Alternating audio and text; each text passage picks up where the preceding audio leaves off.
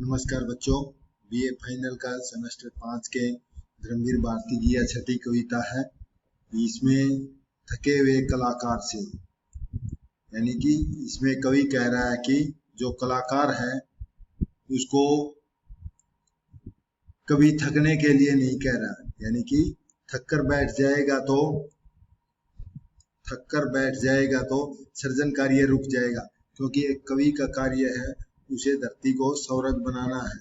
उसको कवि प्रेरणा दे रहा है कि तूने जब तक धरती स्वर्ग न बन जाए, स्वर्ग तुल्य नहीं बन जाए, तब तक कार्य करते, यानी अपना सृजन कार्य में लगा रहना है, नए निर्माण के लिए लगा रहना है। इस कविता का सार इस प्रकार है कि धर्मवीर भारती की यह महत्वपूर्ण कविता है। इस कविता में धर्मवीर भारती ने कलाकार को सृजन का देवता कहा। जो कलाकार है, जो कवि है, उसको नए निर्माण, सृजन माने निर्माण धरती पर निर्माण का देवता कह करके संबोधित किया है। कवि कहता है, हे सृजन के देवता, सृजन माने निर्माण के देवता कलाकार, जब तक तुम इस धरती को स्वर्ग तुल्य, स्वर्ग के समान, तुल्य माने स्वर्ग के समान बना नहीं लेते, तब तक तुम्हें थक कर बैठना नहीं चाहिए। इसी प्रकार यह कविता बच्चों को भी प्रेरणा दे रही है कि जब तक तुम लक्ष्य को प्राप्त नहीं कर लो, तब तक तुमने भी नहीं पढ़ाई छोड़नी चाहिए, लगातार पढ़ते रहना चाहिए, लगातार अभ्यास मेहनत करनी चाहिए। अभी तो धरती अध बनी माने आधी बनी है, अध बनी माने अधूरी बनी ही पड़ी है। कलाकार का सपना पूरा नहीं हुआ है, यानी कलाकार इसको पूरा बनाता है, किसी भवन को बनाता है तो वो पूरा नहीं बना है। निरंतर क्रियाशील बने रहना चाहिए। यदि थक कर बैठ जाओगे तो वह कार्य पूरा नहीं होगा। अभी तो धरती पर स्वर्ग की नींव भी नहीं पड़ी है, यानी कि जो अच्छे कार्य से स्वर्ग बनाने के लिए, विकसित बनाने के लिए इस धरती पर क्या है, स्वर्ग की नींव भी नहीं पड़ी है। इसलिए थक कर बैठने का क्या लाभ। यदि तुम पहले ही थक कर बैठ जाओगे तो काम पूरा नहीं होगा। उठो और अपने अधूरे निर्माण, अधूरा हुआ कार्य को पूरा करो। आगे कवि कह रहा है, यदि कलाकार हे कवि, हे सृजन के देवता, हे निर्माण के देवता ही थक कर बैठ गया तो धरती पर स्वर्ग का निर्माण कार्य कैसे पूरा होगा। यानी जो स्वर्ग बनाने का कार्य है वो पूरा नहीं होगा। अधूरे कार्य को देखकर मन में निराशा उत्पन्न नहीं होनी चाहिए, यानी अधूरे कार्य को देखकर क्या होना, मन में निराशा नहीं होनी चाहिए। यानी कि मकान को देखकर जब तक पूरा नहीं बना, उसको देखकर पहले ही थक जाओगे तो कैसे काम होगा, क्योंकि इस सृष्टि में सब कुछ अधूरा ही तो है।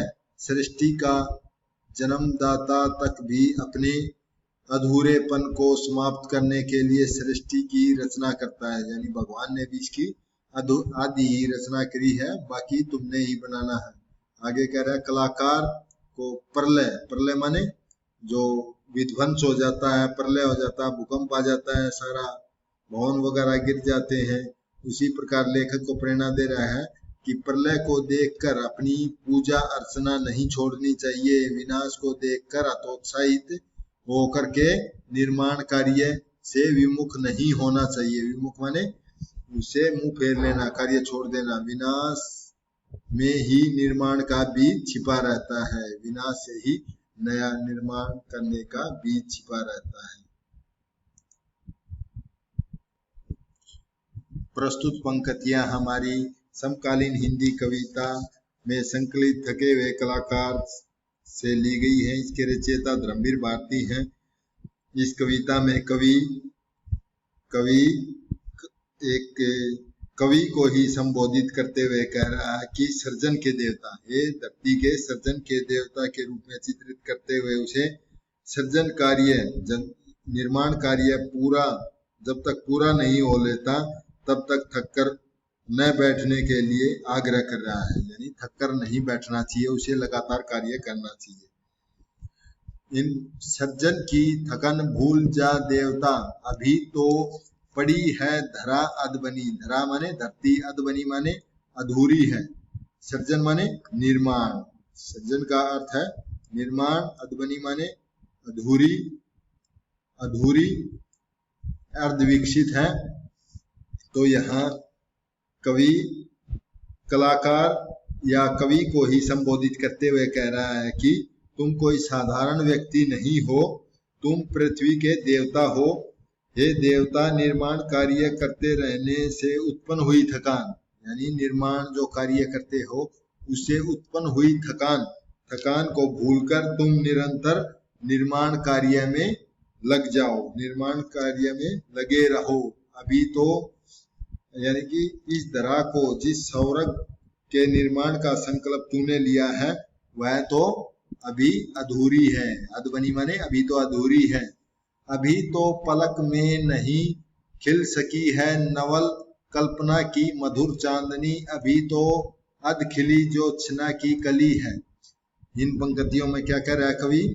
जो मनुष्य ने, अभी तो मानव ने, पलकों माने आंखों में, जो सपने, नवीन कल्पनाओं की, नवल माने नवीन कल्पनाओं की मधुर सुखद शीतल चांदनी भी नहीं खिल पाई है। मधुर शीतल, जो मधुर माने मीठी शीतल चांदनी होती है वह भी नहीं खिली है। अभी तो अध खिली है ज्योत्सना की कली, अभी तो जो चांदनी रूपी कली है। क्या है ज्योत्सना माने? चांदनी। ज्योत्सना माने चांदनी। चांदनी की जो कली है वह तो अभी अधूरी ही है और नहीं जिंदगी की सुरभि में सनी है। यानी कि जो चांदनी की कली है वह पूरा फूल नहीं बना है, तो उसमें खुशबू कैसी आएगी? सुरभि माने खुशबू, सुरभि माने सुगंध, खुशबू। यानी जब तक पूरी नहीं बन लेगी तब तक उसमें खुशबू नहीं आएगी, सुगंध नहीं आएगी। यहाँ चांदनी रूपी कली अभी पूर्ण रूप से फूल नहीं बनी है, फूल नहीं बनी है, तब तक उसमें सुगंध, जिंदगी की सुगंध नहीं उठ सकती। अभी तो धरा अध बनी है, यानी कि धरती अभी तो अधूरी ही है, अधूरी है। अधूरी धरा पर नहीं कहीं भी सौरग की नींव का पता।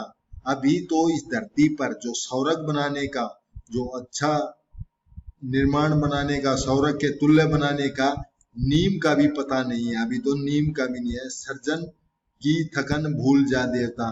हे कलाकार, हे कवि, तू जो सर्जन कार्य से हुई थकन उसको भूल जा और निर्माण कार्य में लग जा, मानव को विकास कार्य में जुट जाओ। अभी तो कार्य पूरा भी नहीं हुआ है, सौरग के तुल्य कैसे बना। प्रस्तुत पंक्तियों में कवि कहता है, रुका तू गया रुक जगत का सर्जन। कवि कहता है, हे कलाकार, हे कवि, हे धरती के देवता, तुम निर्माण कार्य में रुक गया तो जगत का सर्जन, जगत का निर्माण कार्य ही रुक जाएगा। तिमिर माने अंधकार, तिमिर माने अंधकार पूर्ण, अंधकार पूर्ण। नैन माने आंखें, डगर माने रास्ता, रास्ता।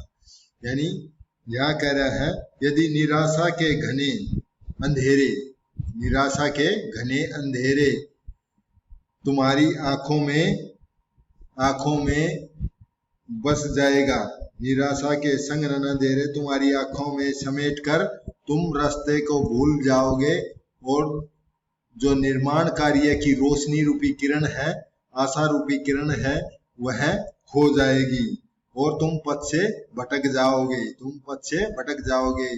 अंधकार में जो रोशनी रूपी डगर है वह भूल जाओगे और सृजन कार्य अधूरा रह जाएगा। आगे कह रहा है, घने बादलों में कहीं सो गया नई सृष्टि का सप्तर्षि सपन। आगे कह रहा है, तुम्हारा इंद्रधनुष रूपी सप्तरंगी, सप्तरंगी क्या है? इंद्रधनुष रूपी सपना निराशा के घने बादल में खो गया तो यह निश्चय ही है धरती क्या है? धरती पर तुम सौरग के समान सुख का निर्माण नहीं कर पाओगे, यानी कि रचना का निर्माण नहीं कर पाओगे। रुका तू गया रुक जगत का सर्जन, यदि तुम रुक गए तो इस सृष्टि का निर्माण कार्य ही रुक जाएगा। अधूरे सर्जन से निराशा भला, यानी कि अधूरे यानी अधूरा काम होया है तुम्हारा सर्जन माने अधूरा काम होया है निर्माण का, लेखन का, उससे निराश भला, उससे क्यों निराश होते हो। अधूरेपन से निराश होकर हार मत मानो, हार मत मानो। किस लिए, जब अधूरी स्वयं पूर्णता। जो सर्जन आज अधूरा है वह कल क्या होगा, पूर्ण होगा। जो आज अधूरा है तो वह कल पूर्ण होगा। सर्जन की थकन भूल जा देवता। अतः यहाँ पर कवि कहता है, सर्जन के देवता तुम सर्जन की थकान को भूल करके नव निर्माण कार्य में लग जाओ, नव निर्माण कार्य में लग जाओ। इसका विशेष क्या है, कवि निराश मनुष्य को भ्रमित यानी शंकाकुल आदमी को फिर से निर्माण कार्य में लगने के लिए कह रहा है। भाषा सहज सरल प्रभाव पूर्ण है, खड़ी बोली है और तत्सम शब्दों के साथ तद्भाव शब्दों की प्रचुरता है। सप्तरंगी जैसे प्रसाद और ओजगुण भी है, यानी कि जोश दिला रहा है। ओजगुण किसमें होता है, जोश पैदा करना। अनुप्रास अलंकार है, वर्णात्मक शैली है और प्रतीक, प्रतीक बनाया गया है। यानी सर्जन, सर्जन क्या है, कवि का प्रतीक बना करके। इन पंक्तियों में कवि कहता है कि प्रलय से निराश तुझे हो गई है। प्रलय माने महाविनाश, विनाश के कारण तुझे निराशा हो गई है। सृष्टि पर संसार में महाविनाश की स्थिति को देखकर तेरे मन में क्या है, निराशा उत्पन्न हो गई है। निराशा के अंधकार ने तुझे घेर लिया है। सिसकती हुई सांसों की जालियों में, जब हम थक जाते हैं तो हमारे सांस जोर जोर से चलते हैं और हमारे फेफड़ों में सांस रुक जाते हैं। फेफड़ों को जालिया बोला है। सबल माने शक्तिशाली, सबल माने यहाँ शक्तिशाली है। और प्राण माने प्राण, अर्चना माने पूजा, जो प्राणों की पूजा है। हमारे सबल, सबल माने शक्तिशाली प्राणों की जो पूजा शक्ति है, जो अर्चना शक्ति है, वह सिसकती हुई सांसों की जालियों में भटक कर रह गई है। जो हमारी शक्ति थी वह क्या है, सिसकती हुई सांसों में भटक कर रह गई है, जालियों में भटक कर रह गई है। आगे कह रहा है, थके बाहुओं में अधूरी प्रलय, यानी प्रलय के विनाश को देखकर, अधूरी प्रलय और अधूरे निर्माण योजना को देखकर तुम्हारी बाजू थक गई है। निर्माण कार्य करते करते तुम्हारी बाजू थक गए हैं। वो अधूरी सर्जन योजना खो गई, यानी कि तुम इतने थके हुए लगते हो कि तुम गहरी निराशा के बादल ने घेर लिए हो। और अधूरी सर्जन योजना यानी कि पूर्ण नहीं हुई है, अभी अधूरी ही सर्जन योजना तुम्हारी निराशा में खो गई है। थकन, या थकन आएगा, थकन से निराशा तुझे हो गई है। थकान से काम करते करते थक गए हो, इसीलिए निराशा तुम्हें हो गई है। इसी ध्वंस माने विनाश, विनाश में मूर्छित हो कहीं पड़ी है नई जिंदगी क्या पता। यहाँ कवि कह रहा है कि जो इस विनाश हुआ है, जो प्रलय हुआ है, इसी में कहीं नई जिंदगी पड़ी हुई है, मूर्छित सी हुई। क्या है, इसी विनाश के खंडरों के बीच कहीं नई जिंदगी मूर्छित सी हुई पड़ी हुई है, उसे बाहर निकालो। सर्जन की थकन भूल जा देवता। हे कलाकार, हे सर्जन के देवता, जो तुम थक गए हो उस थकान को भूल जाओ। थकावट को छोड़कर नव निर्माण कार्य में लग जाओ, अपनी रचना को पूर्ण करो। यह कहना चाह रहा है इसके अंदर कवि। और इसका विशेष यह है कि विनाश में ही निर्माण छिपा है। हम विनाश को देख करके थकान नहीं मानना चाहिए, बल्कि नया निर्माण वहीं से शुरू होता है। भाषा इसकी सहज सरल खड़ी बोली है, तत्सम तद्भाव शब्दावली है।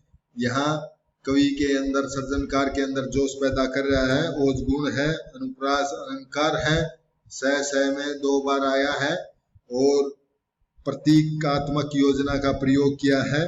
प्रतीक एक तो सर्जन माने निर्माण कार्य और लाक्षणिक शब्द शक्ति का प्रयोग किया गया है। आशा करता हूँ ये आपको समझ में आया होगा। धन्यवाद।